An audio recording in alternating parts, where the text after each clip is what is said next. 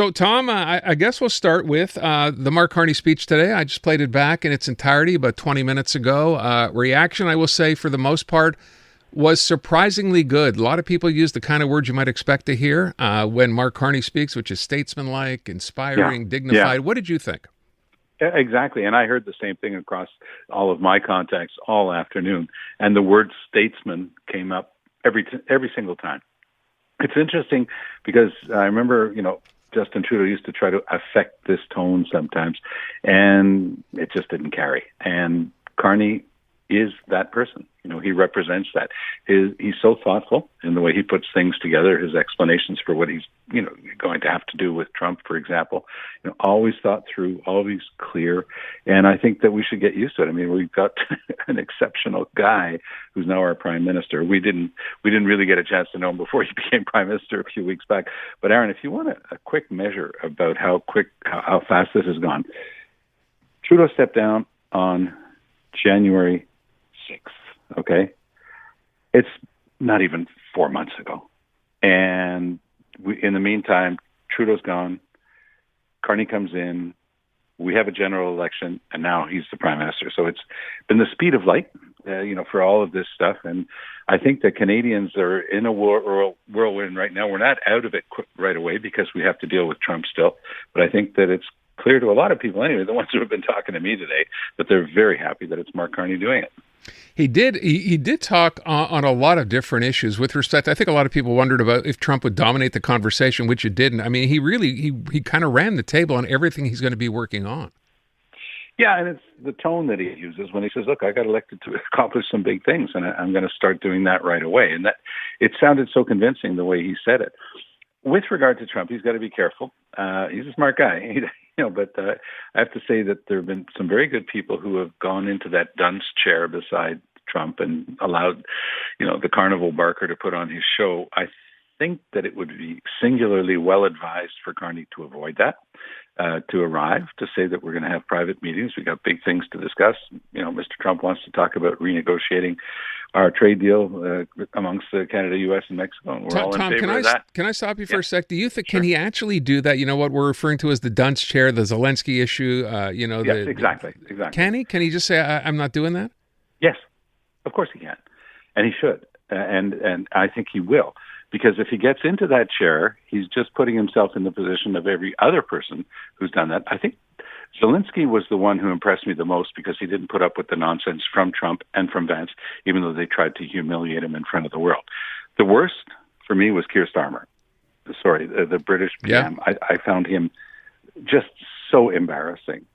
Trying to curry favor with Trump and handing him the letter from King Charles III so he could come to another state and, give me a break. That was so pathetic. Uriah Heep. So, yes, I mean, that obsequiousness is what we're supposed to do with Trump, but I don't think that Carney's going to be, singing from that hymn book. He's going to be himself. And by the way, Trump is smart enough to know one thing, that Carney's a hell of a lot smarter than he is. And he's not going to try to bully him or dominate him or lecture him.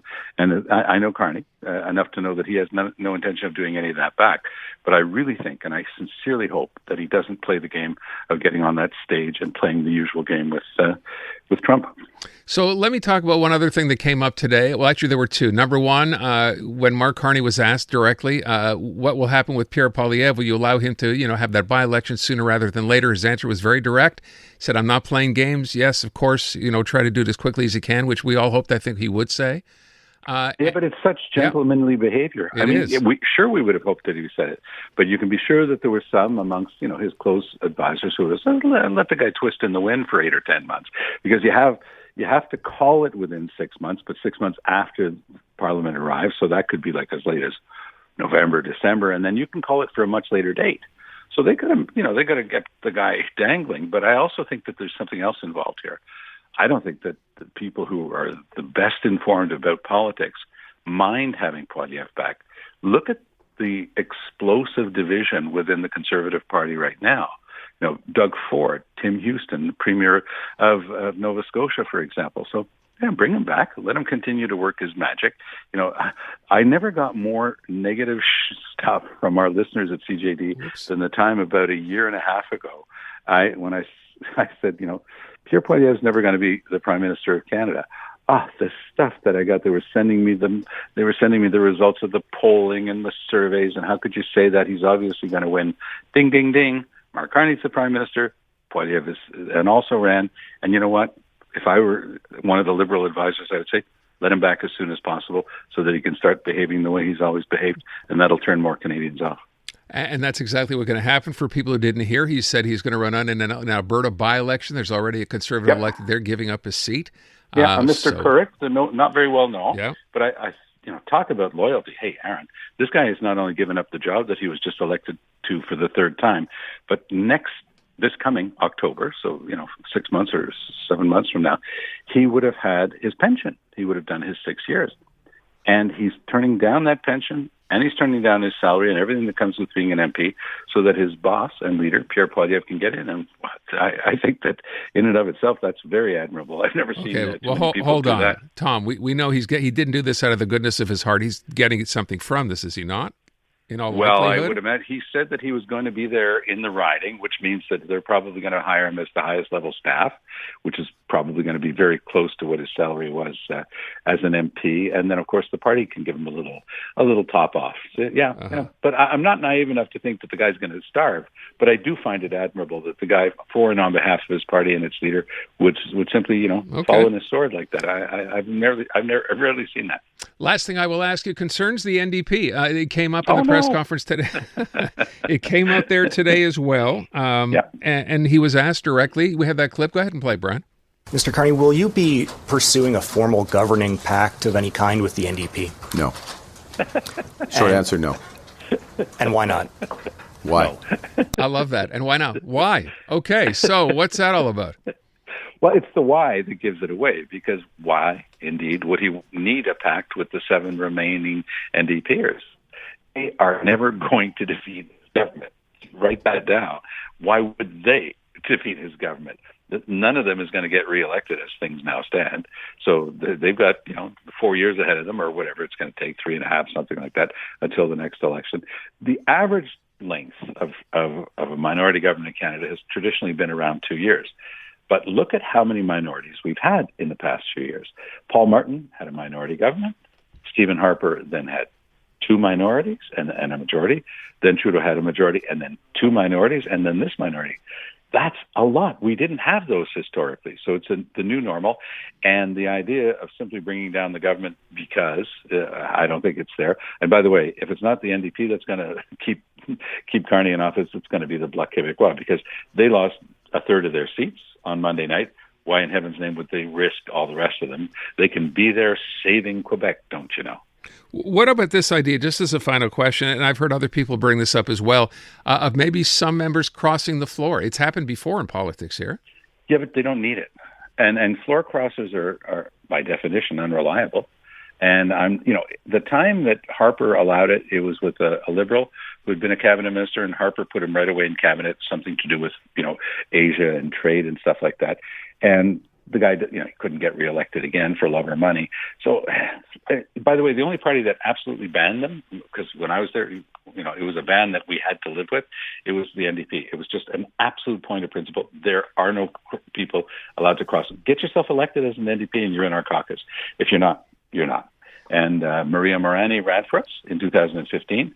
She had already announced that she wanted to be with the NDP, but it wasn't possible to let her into caucus. So there you go. That's one of the things. I would ask, with respect to how this is going to play out in the short term, he has to appoint a cabinet fairly soon. I think he said within a couple of weeks.